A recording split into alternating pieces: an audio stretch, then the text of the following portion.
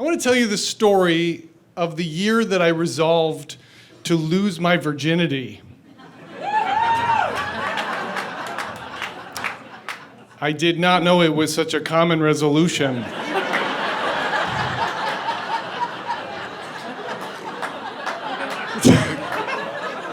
Catherine, you are going to connect so hard to this story. Because the thing about this resolution is that I was a late bloomer. I mean, I was late to the party. Like, I had lost my invitation. I was an age that I was like, this is really like a shameful secret that I carry around with me. And look, I'm not comfortable enough yet with you to tell you how old I was when I lost my virginity. What I will tell you, though, is that I was a virgin when the movie The 40-Year-Old Virgin came out. I'm told that it was a comedy. I just sat in the theater and I was like, yeah, that checks out. It was like a documentary about my life.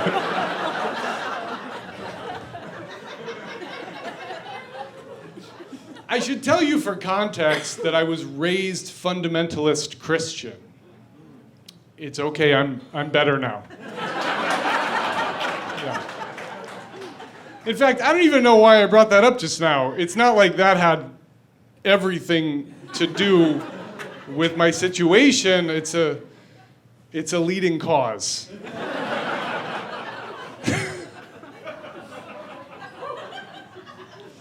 And in my adult life, I would experience these bouts of depression, these long periods of numbness, of loneliness, and this lack of relationship thing was haunting me. And it was sort of the cause of my depression and yet also the result of my depression. And it was this difficult time in my life. And I did something I'd never done before because this was the year I had resolved.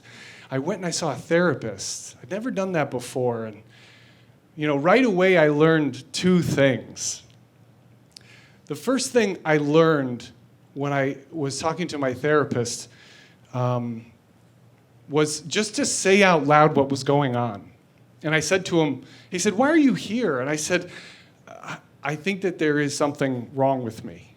The way that I talk to myself, the way that I feel all the time, it's not okay, and I can't sustain this.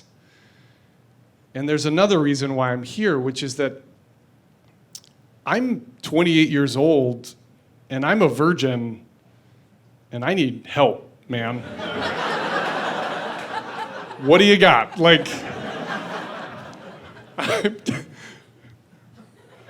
And in our conversations, these lessons that I was already beginning to learn started to really crystallize.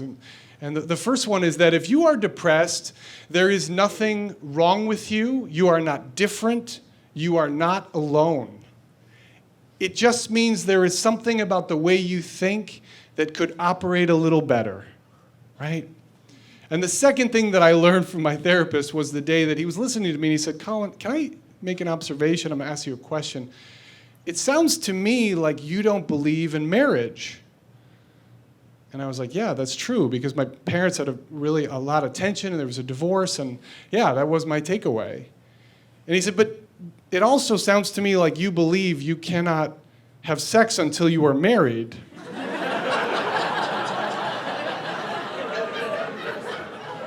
And I said, "I honestly never put that together." He said, "How's that been going?" I said, "It has gotten hard." And then we high-fived. He was a cool therapist.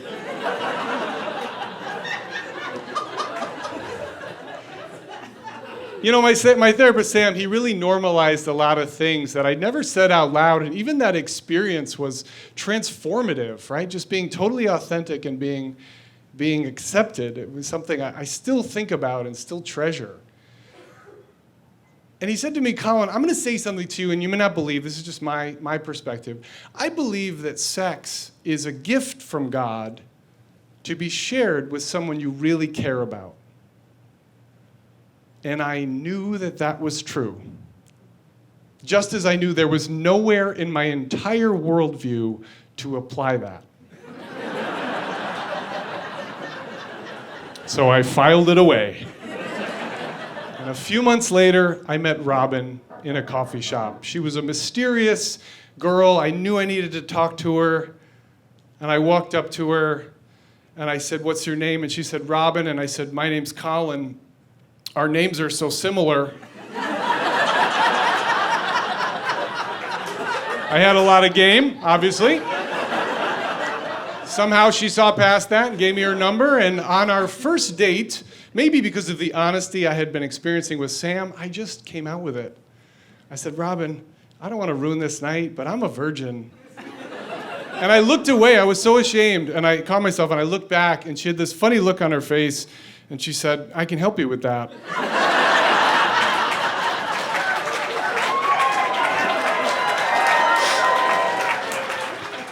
And she did, you guys.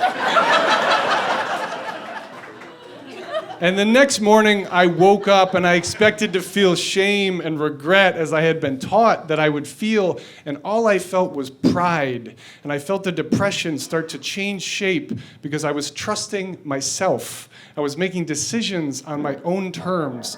And that is the advice I would give to anyone who is down, to trust yourself. You know so much already, and you're not alone. Thank you.